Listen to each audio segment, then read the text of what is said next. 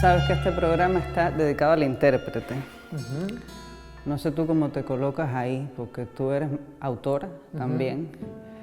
Pero para ti, ¿qué sería, desde ti, un intérprete? Pois supoño que a diferencia está nunha búsqueda dunha voz propia.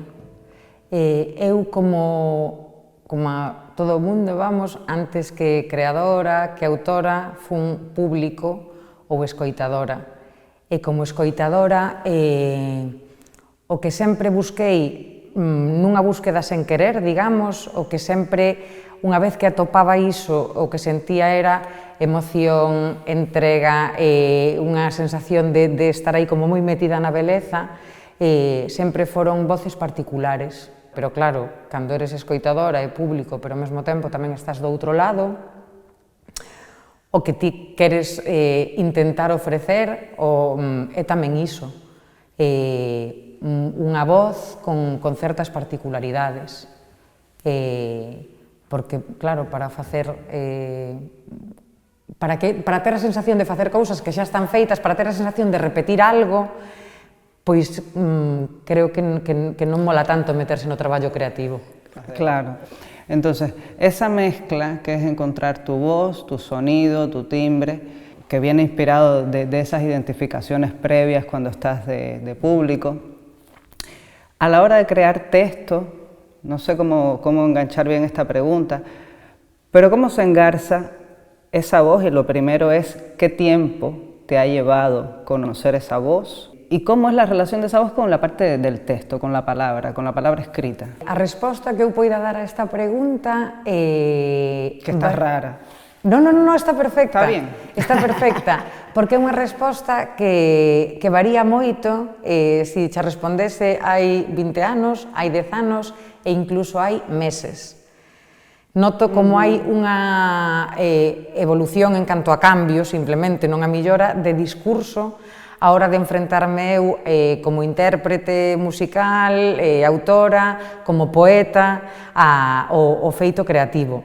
Cando eu empecé a publicar os traballos de Pava, as cancións de Pava, eu sempre dicía, sí, tanto como poeta, como autora de cancións, evidentemente, escribir é un traballo creativo, non son traballos que haxa entre eles unha brecha grande, pero eu enfrontábame a facer cancións e a facer poemas dun xeito super diferente. Moi diferente. A paz é cara porque igual non a queremos. Eu tamén caio adrede boto, culpo os freos. A cicatriz é carta de presentación. Eu levo desde moi pequena escribindo poesía, desde moi nova tamén formando parte do sistema literario galego, a través da poesía escénica, moi pouco a través do mundo da edición, porque eu estou, por decisión propia, moi pouco publicada. E sí que recoñezo que ata o de agora a creación poética para min é moito máis exixente. Quero dicir que eu escribo verso libre e no verso libre, ante o verso libre o que sinto é moita responsabilidade. Porque aunque sea verso libre, hai unha métrica. Claro que hai. E é unha métrica da que eres menos consciente. Hai unha métrica que tens que buscar dun xeito moito menos evidente, moito máis subxectivo.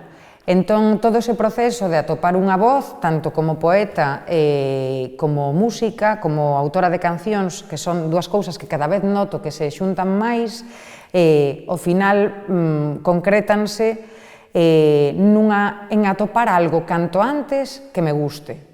Quer dicir, eu non son tremendamente produtiva, son moi traballadora, pero non son moi produtiva. Eres lenta? Lenta non é a palabra, pode que sexa tamén un pouco lenta, pero... Lenta, ¿qué es lo que la gente llama lenta? Cuando hay esa autoexigencia, cuando meticuloso viene de miedo, claro, pues eso, que tarda en chegar aos sitios. Claro. Sí que hai un medo, sí que traballo desde o medo e desde moitas cousas, pero sobre todo traballo desde o prazer. E intento traballar, chegar sempre, canto antes, a algo que me dea prazer. Eu non vou escribir 40 veces e reescribir 50 veces un texto que non me está gustando. ¿Dónde está el rigor? No, mentira. No. Resúltame máis fácil O que me refiro, acabo de perderme un pouco. É Nada, problemático isto. No, sencillamente te decía que entonces ya el terreno de la música, ese territorio, lo consideras más placentero. Ahora que tienes una banda... Chego antes máis fácil ca música a algo que me guste que a poesía. Chego antes. Non sei moi... Bueno, sí que podo xustificar este proceso creativo ou mental, pero como que chego antes e chego con menos exixencias. Como que me parece que hai cousas que escribo nas cancións que xamais escribiría nos poemas. Como que vexo que é máis para todo... Bueno, vexo non, é evidente, a música é máis para todos os públicos, ou polo menos a música que eu fago, que é un pop indie con tintes de outras cousas por momentos, é máis Que asequible. es un género que me he conciliado por ti. Sí, de momento.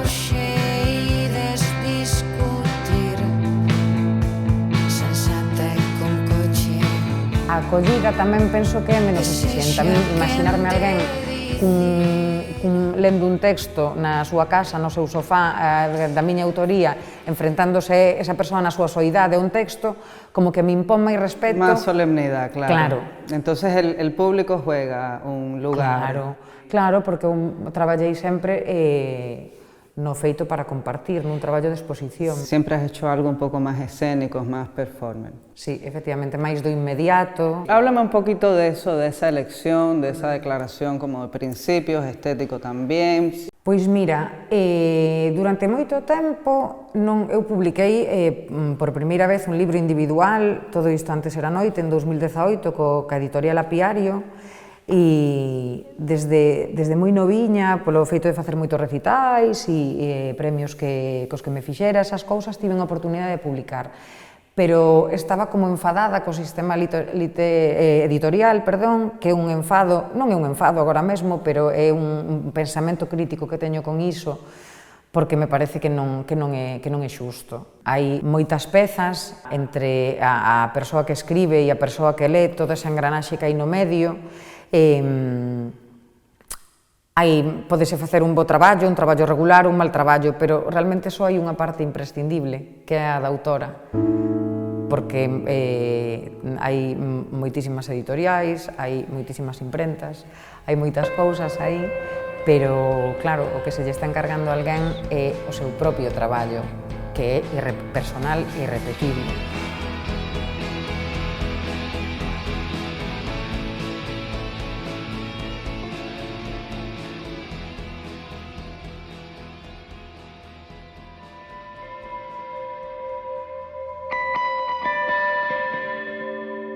E no sistema editorial as autoras somos as que nos resulta imposible profesionalizar ese traballo porque ti volcas todo aí, podes pasar meses, anos de traballo e despois, entre que levamos €1 por exemplar ou que hai que moverse por presentacións que non están remuneradas, que é un esforzo de tempo, de enerxía. Y de energía y de todo, porque todos esos mediadores además tienen un juicio sobre tu trabajo que va calando en la cadena de mediación y lo que tú haces va directo a un público. También esa devolución es inmediata. Efectivamente. Y después Que también... no se trata solo de que tú te sientas reconocida por lo que haces, sino sencillamente que sientes que aquello que estás haciendo te estás ahorrando un montón de señores por lo general. Claro. Que está decidiendo sobre el valor de tu trabajo y el valor intelectual, artístico y económico de tu trabajo. Efectivamente. Que llega un momento que tú dices, bueno, pues ya no escribo más. Y no, porque no, quero seguir escribindo. Claro. Pero teño que tomar decisións constantemente sobre para que quero escribir e canto esforzo quero meter en algo e que me reportan eses esforzos. A nivel, non estou falando a nivel económico estritamente, sino a nivel de enriquecemento, de a que dedicas o teu tempo, o noso tempo ten valor. É así.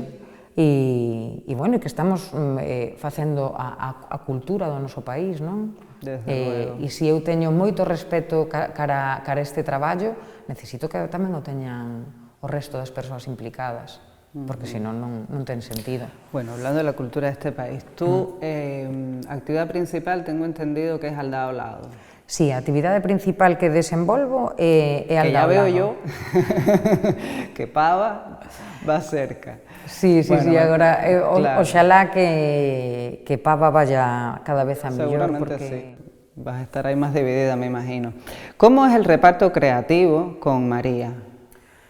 Siempre me ha dado mucha curiosidad porque uno las ve en escena, todo muy repartidito, todo muy, también hay mucha espontaneidad, me imagino que haya mucha improvisación, pero hay una base. La improvisación siempre parte de que hayan las cosas muy estructuradas y bueno, luego el humor viene también gracias a eso. ¿Ese trabajo previo cómo es?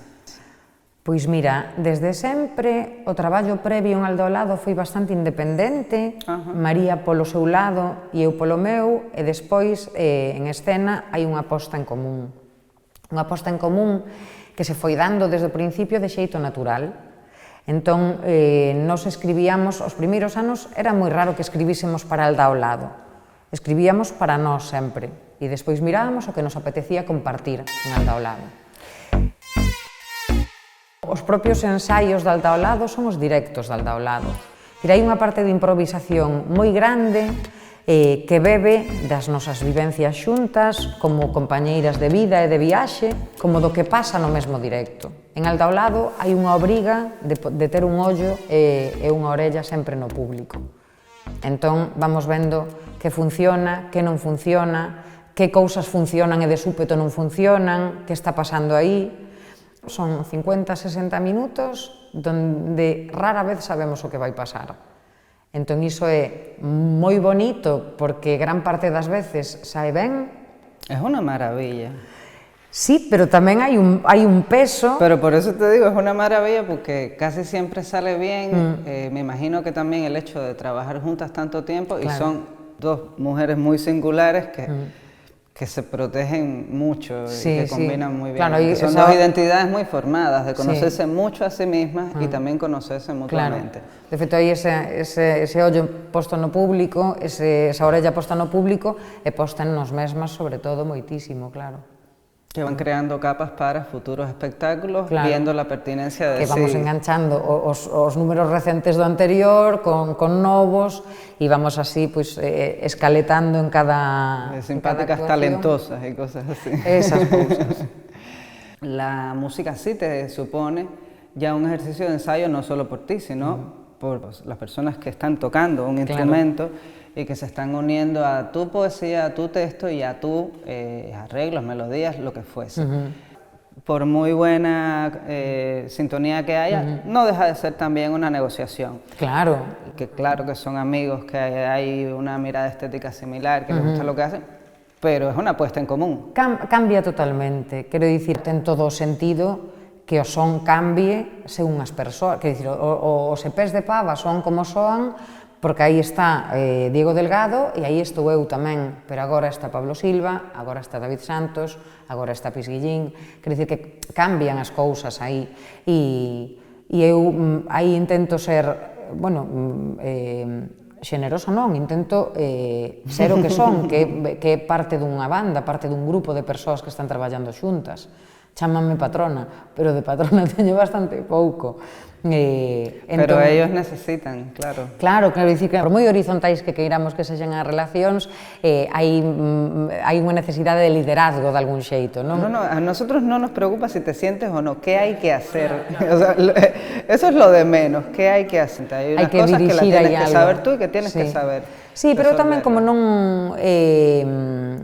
como non dirixira antes, digamos, no que me encontro cómoda e que ademais creo que funciona é que en todo o mundo aporte. Recoñezo que isto é un proceso de aprendizaxe tamén, entón eu non podo chegar nin á música, nin á poesía, nin a calquera lado con ideas pechadas ou con por aquí non, en plan, sí, por aí sempre, por onde queiramos ir todas, sempre, claro.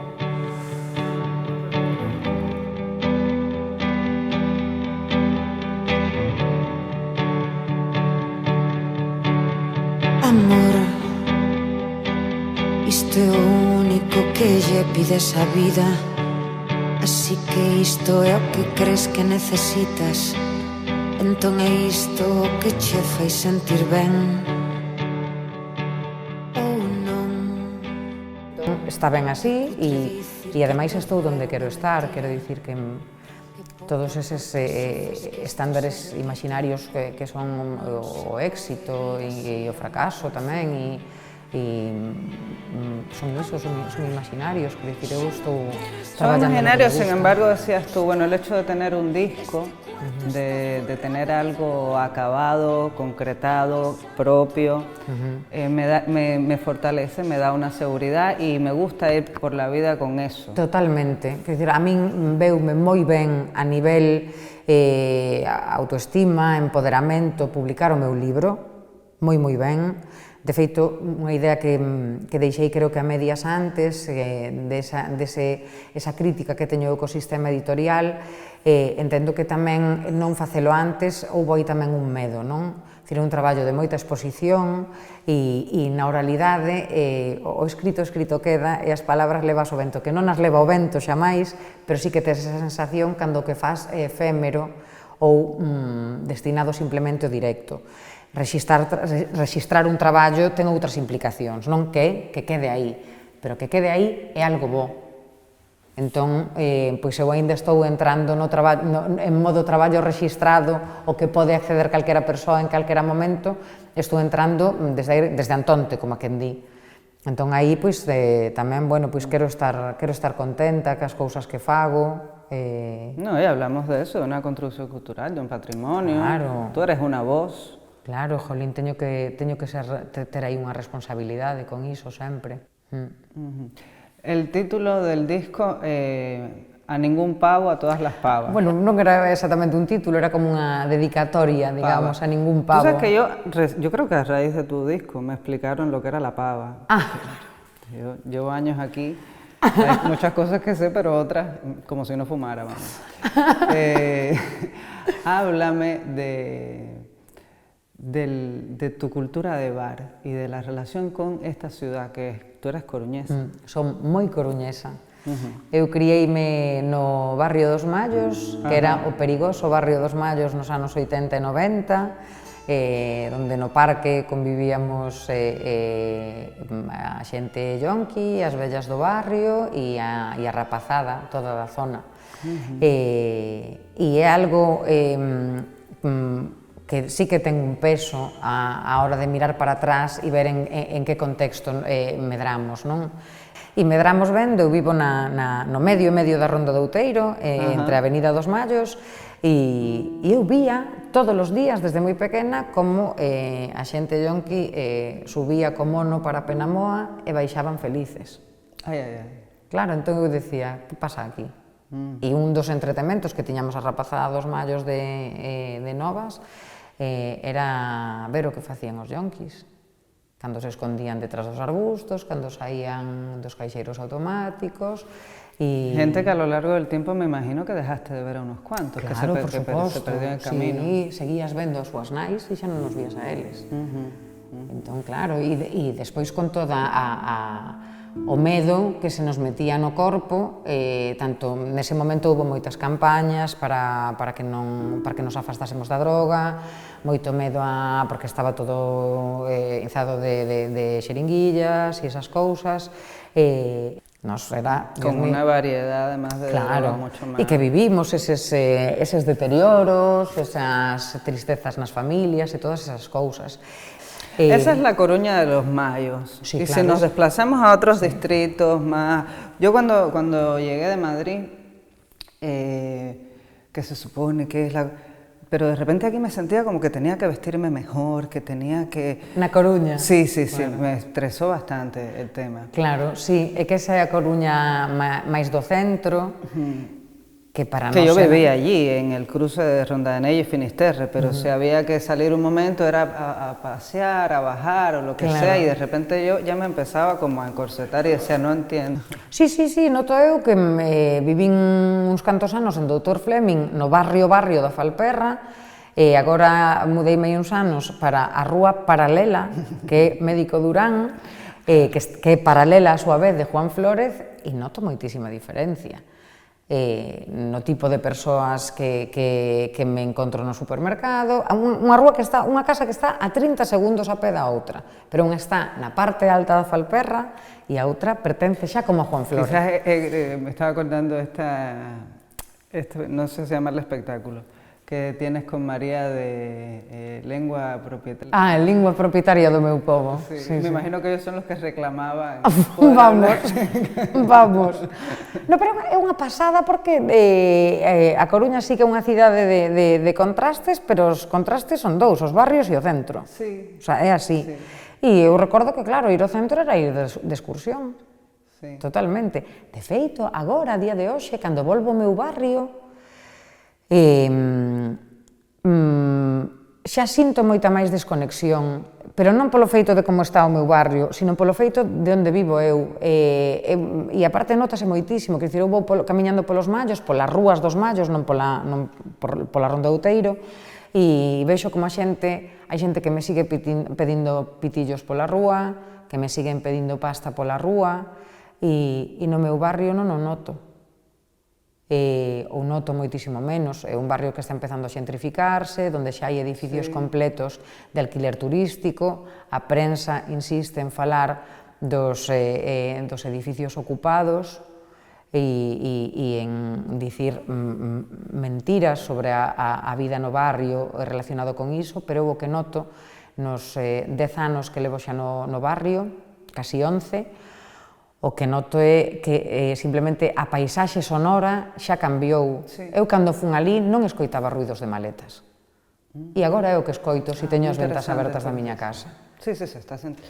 Yo lo decía en la otra entrevista, que hubo un tiempo, Madrid ya empezaba a ser multicultural, yo qué sé, en el 2003 a Madrid, pero era Barcelona lo que era el turismo, el parque temático. Madrid todavía no tanto. Tú podías ir a la Plaza del Ángel y tomarte algo. Y con el tiempo y esos 8 años ya yo empecé a ver cómo uno empezaba a ser desplazado. Eso lo estoy viviendo yo ahora en Ciudad Vieja, a pasos agigantados. Digo, esto más la subida de los alquileres. E aparte, quero dicir que xa non sei a onde nos queren botar, porque xa non vale que vayamos vivir a Cambre ou Burgo porque está sendo o mesmo plan. Igualmente. Entón, sí, nada, é un problemazo, pero un problemazo dos grandes. Un problemazo y con los trabajos que hacemos. Vamos, o sea, quero dicir, xa a sensación de sobrevivintes e a sensación de sobrevivintes que levamos cargando 1000 anos, pois agora volvese, en vez de relaxar, quero dicir que en calquera carreira máis ou menos podemos asumir cales son os anos de traballo duro, ou se temos sorte, ves como se vai asentando o traballo, pero eu aquí non vexo esa evolución. Sí que vexo cousas boas e considero, no meu caso persoal concreto, sí que me considero afortunada, pero vexo que os achar e a loita que vai ser unha constante ata sabe Dios cando. Sí, porque es lo que has dicho tú, ya no estamos hablando de precariedad, estamos hablando de supervivencia. Sí, total. Quero dicir, eu xa sei que podo vivir con poucos cartos, xa o sei, xa vivi moitísimos anos da miña vida con poucos cartos, pero xa non chegan para nada os poucos cartos. Non teño problema por adaptarme o que sexa, pero non me están dando opcións nin para adaptarnos. Exactamente. Sabes, xa non podo nin facer unha vida medio fora do sistema, xa non podo facela porque non hai xeito de facela. Sí, uno de las personas que estaba, de los medios que estaba apostando por este programa, El Salto, me decía, pero vas a preguntar por la industria. O sea, antes de la industria, ahora mismo estamos con problemas básicos. Basiquísimos. La industria, ya a esta altura, cuando hay una mujer que sabe quién es, que sabe qué quiere, la industria a lo mejor no le interesa qué cosa es la industria, qué palabra es la industria. Sí, eu tamén me pregunto sempre que é a industria. No sé, nunca he tenido la posibilidad de lidiar con eso. Me han dado, sí, una subvención, he hecho un largo, la industria. Claro. Yo, por lo menos, no soy la persona que puedo responder a esa pregunta de momento. E cando falo tamén do sistema literario, digo, que é realmente esta movida? Porque entendo que se algo diso existise realmente, que eu tamén sentiría certo amparo, por este tipo de existencias, de cousas que son necesarias, pero cando non o sinto digo, pois igual tampouco... Bueno, con estas también maneras de ver la vida, recuerdo una entrevista que le hicieron a María, Aldaola, decían, no tiene mucha apariencia de poetas. Hai que parecelo, non solo hai que selo. No tiene mucha pinta de poetas. ¿Qué piensas tú de eso, de lo que se entiende por una poeta? Ustedes además que han legado el humor. Sí. A ver, nos, sin ser unha intención de xeito natural, sempre traballamos quitándolle ferro ao acto poético ou o que normalmente asocia a xente co que é ou debe ser un poeta ou unha poeta, non? A nós sempre nos horrorizou, cada un a título persoal, ese cliché de poeta que parece que recita para que non guste, en vez de para que guste, que crea así esa fenda enorme entre el mesmo ou ela mesma e a persoa que está escoitando, pareceunos unha cousa totalmente absurda. Quero dicir, se o teu traballo ten certa exposición e estás aí diante da xente, molaba que a xente estivese entretida, polo menos entretida, que non quixese morrer nesa cadeira. Entón, pois, sempre tivemos así eso como super presente de, jova, temos que pasalo guai nós e pode que pasando guai nós a xente tamén o pase ben. O sea, xa se titula Bingo, canción protesta das lesbianas caprichosas, ou se Paco Ibáñez fora lesbiana, que xa é do pouco que lle falta a Paco. Ser lesbiana, nunca es tarde, se la dichas buena, Paco. Creemos, sí, que sería unha etapa guai para estes últimos anos da súa carreira. E que igual molaba que agravase con nós. Sí, tamén temos, decímolo moito, nós, cada vez que decimos algo en riba dun escenario se nos concede. Unha vez dixemos que queríamos ir ao lugar e fomos 3 veces, entón ahora decimos encarecidamente queremos que Paco Ibáñez faja... Pasaron de aquello, la parodia de simpática, talentosa. Atractiva y talentosa. Atractivas y talentosas, sí. A Señora y Skater. Ay, Señora y Skater, sí. Señora y Skater me parece una maravilla. Bueno, todos los títulos me parecen una maravilla. Pero tú estás en la fase de tu vida de Señora y Skater. Sí, estoy en ese momento. Háblame de esa paradoja. A ver, que no lo es en realidad, volvemos a lo mismo. Claro, é o mesmo. Quero dicir, ese hexasílabo maravilloso nace de que a miña perruqueira de toda a vida, Carmen, que é unha perruqueira dos Mallos, do barrio dos Mallos, o seu target son as señoras do barrio, que eu vexo cando vou ali, que van facerse os seus moldeados e as súas cousas, e os skaters do parque. E eu son a clienta que está no medio, que son señora e skater. Entón, claro, a min gustame moito estas cousas que se din así, en principio, desde a chorrada e o chiste, é onde eu atopo máis profundidade e onde eu podo atopar máis identidade incluso nesas cousas. E digo, efectivamente, eu neste momento son señora e skater, o cal supoño que quere dicir que teño unha disforia de idade galopante. Bueno, eso hace posible que tú hables con mi hija con una comodidad extraordinaria. Claro, porque realmente sinto esa proximidade. Claro. Non é algo, non me estou yendo de joven, sabes? Quero dicir que realmente sinto esa proximidade. Exactamente. Pero bueno, sí que noto moitísima conexión con xente de absolutamente todas as idades. Sí que teño moi claro que as referentes deben ser as que van despois de nós, tamén as de antes, evidentemente, pero sempre se fala das referentes, da importancia das referentes, que no meu caso foron importantísimas. Eu tiven referentes de kilómetro cero, ademais, tiven a sorte de asistir a concertos, a programación do meu cole, instituto de pequena con xente de aquí. Eu sabía que era posible que houvese un sitio para min porque as vin diante. E iso é superimportante. Pero igualmente agora tamén é moi importante que nos recoñezamos como referentes as de 20 e as de 30. Dentro de ellos, ¿dónde está tu mirada? Da xente nova chámeme moitísimo a atención o divididas e divididos que están na actualidade. Eu creo que agora mesmo vexo que temos a xuventude máis guai do mundo, a peña con mogollón de temas xa enriba da mesa, con melóns xa abertos, e por outro lado temos tamén a peor xuventude do mundo, non hai ese repunte fascista, esas cousas, vese moi claramente. Agora tamén está o contrario, e que é o meu lado, claramente. Entón vexo tanto en cantantes como en poetas, de todos os gremios, digamos, vexo xente que está facendo cousas cas que eu conecto profundamente e cas que xa conectei sempre. E digo, ostras, a mí dame a vida que existe esa xente, porque levo 1000 anos facendo cousas e vendo como que parecía que la música en gallego era para los del gallego, sabes? E agora vexo que está toda esta chavalada con su tradi zapatilla y mogollón de estilos. Eso te iba a preguntar también.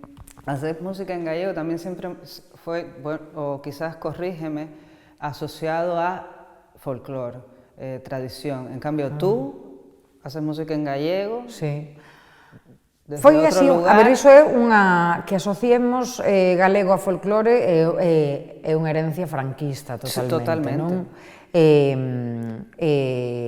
Pero claro, durante moito tempo houbo figuras superimportantes na música en Galicia en todos os estilos, pero a min faltaronme referentes en certos estilos, iso, repito. Agora temos absolutamente de todo, pero de todo. E hai un desprexuízo moi grande ca lingua, pero creo que é por primeira vez, quer dicir, non ten nada que ver co boom do bravú nos 90, do folk e do tradi tamén que houbo ao mesmo tempo. Agora realmente hai unha explosión de artistas, pero unha explosión de artistas, xente moi nova, de todas as identidades, colores e o que se che ocorra, que está facendo de todo aí. Entón, creo que é un momento moi chulo e moi potente, por iso creo que as de 42 e as de 50 e as de 60 todas, que xa podemos dicir, nós tamén queremos referentes e as referentes son as novas. Tu relación con las redes y ver en eso posibilidades de distribución. Hai que estar aí, a min faime gracia porque me fai gracia compartir e son feliz compartindo. Claro, intento ser comedida porque unha presencia excesiva, creo que acabo de tocar isto, intento ser comedida porque creo que unha presencia excesiva non vai comigo, quero manter separadas así. Non quero que este absolutamente toda a miña vida nas redes, pero cousas de traballo e un pouquiño máis, que non é de traballo estritamente, sí que me parece que este así. Non quero ter un perfil estritamente profesional, porque para min iso supón unha perda. Entón quero que sexa eu, se agora desaparezo de Instagram e o volvo mirar dentro de 5 ou 10 anos, quero rirme co que atopo, quero verme eu aí. Non quero ver unha sucesión de bolo. Ah, no, sí, desde luego. Pero bueno, eso ya está... Porque quero recordar que ahora xa estou falando desde a senectude, pero quero recordarme como algo máis, como a vida que había entre os bolos. Os bolos son superimportantes e todo iso, pero quero recordar máis cousas, jova. Sí, por eso te había preguntado también que lo que hay entre bolo y bolo no son los bares, pero por eso... Mira, para mí los bares... Fue lo que efectivamente, perdón, que no nos respondimos. Porque creo que yo vengo también de un país donde a pesar de que hay mucha fiesta, mucha música, las cosas eran más domésticas, no había tanto hábito de bar. Y entiendo que aquí los vínculos se hacen mucho en los bares. Quero dicir, e máis para a xente que formamos parte das marxes e da disidencia, os bares certos bares foron os espazos de liberdade por excelencia, porque outros bares foron espazos de opresión, espazos onde non tiñamos cabida.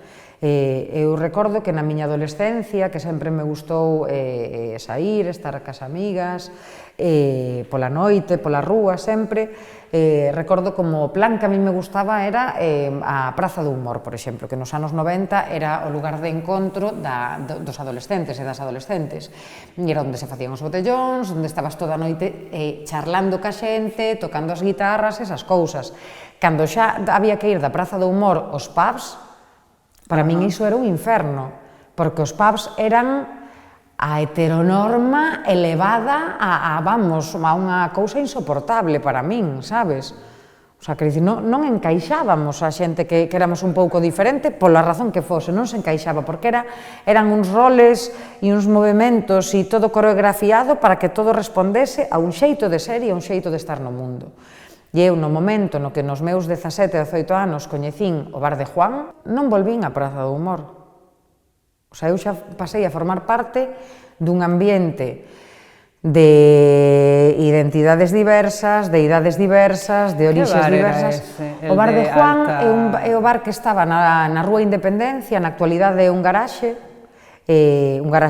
dunha praza, entendo, porque era un sitio realmente pequeno, e era a liberdade. É onde se hacían los maribingos, non?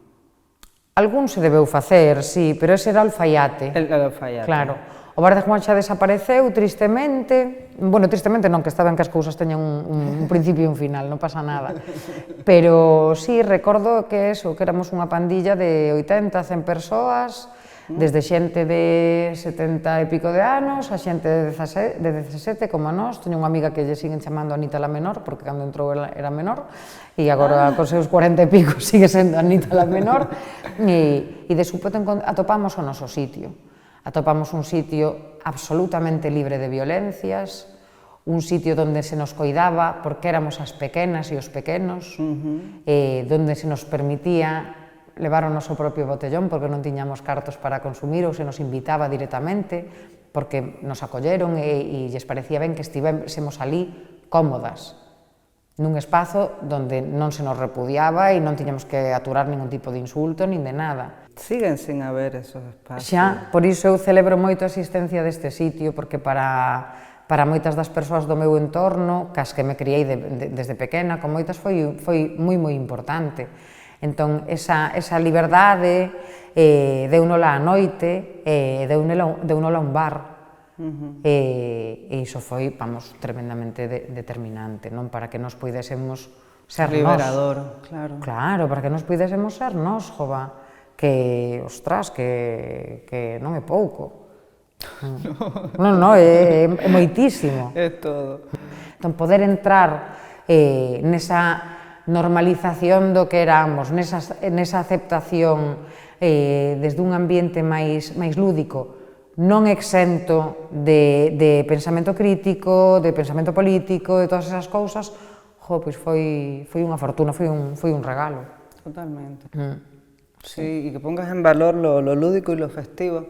Claro. Yo veo en Galicia, pero también en Coruña, que siempre le tengo un reparo así como más de etiqueta, pero en todos esos barrios yo me reconcilié con Coruña cuando hice un trabajo por la zona de Agradorsán, que era una cosa del Cinsal, de memorias, de sonidos y también de testimonios de la vivencia. Bueno, ahí aflorecí, dije, me encanta esta ciudad, ¿no? Y las historias de esta ciudad. Y yo noto que Coruña es una ciudad muy fiestera. Claro, pero era un tipo... Sí, aquí somos xente moi festeira e todo o mundo se apunta a un bombardeo e o que queiras, claro, pero moitas veces son festas que para nós non eran cómodas. E sí que é certo que nos ambientes de pubs dos anos 90, da zona do Orzán e iso, pois... as peleas, os insultos, todas esas cousas estaban como moi presentes. Bueno, sin ir más lejos, claro, lo que pasó Samuel Luis, claro, o sea, es unha auténtica burrada horrible. Que viene de un historial de violencia. Claro, que siguen pasando esas cousas, pero nós tamén tiñamos ese medo, porque tiñamos amigos con pluma, e nós tamén tiñamos pluma, e era unha cousa que estaba aí como moi presente. Entón, de súpeto, atopar un ambiente, unha zona segura, pois, claro, iso é moi importante. Atopar a nosa propia festa. A festa que nos queríamos e a festa que nos quería a nós, que nos aceptaba a nós. residencia e Sí, comodidad. sí, ter unha casa, jolín. Unha casa na que ser ti. Bueno, vamos a cerrar con... ¿Te esperabas el Martín Kodax? A ver, pareceme guai que o levase Pava. Pareceme guai que o levase Pava e pareceríame tamén guai, evidentemente alégrome de que o levásemos nós, pero pareceríame tamén guai que o levase Mai.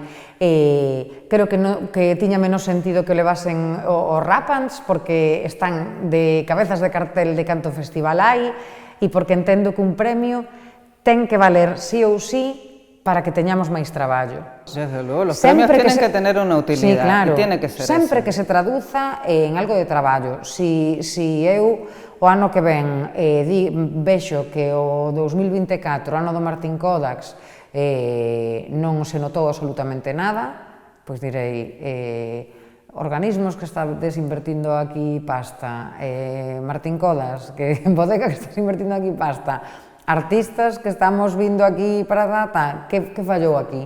Ten que ser útil que poñamos nos nosos currículos que temos un Martín Kodax, que houbo un sector do público e un sector da profesión que dixo adiante con isto, que confiou, que puxo aí o seu criterio. Que uno no llega, señora de skater en...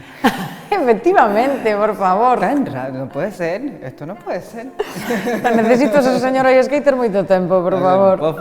Por favor, que se note ese Martín Kodax. Que se note. Entón, a ver, jolín, a ver, nos tamén quedamos moi contentas, temos un produtor novo, Julián Goicoa, de Mundo Prestigio, que foi ya tamén... te veo coqueteando con la industria.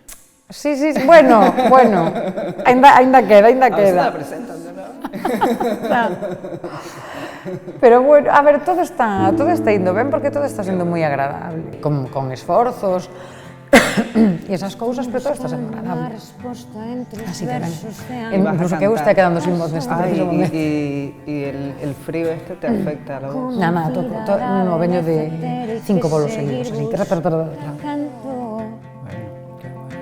todo ben. Intentando disparar e acertar na puntiña do rabiño da maza, intentando definir a propiedade e o valor, extensión, situación, non dá o sol, jo, que horror.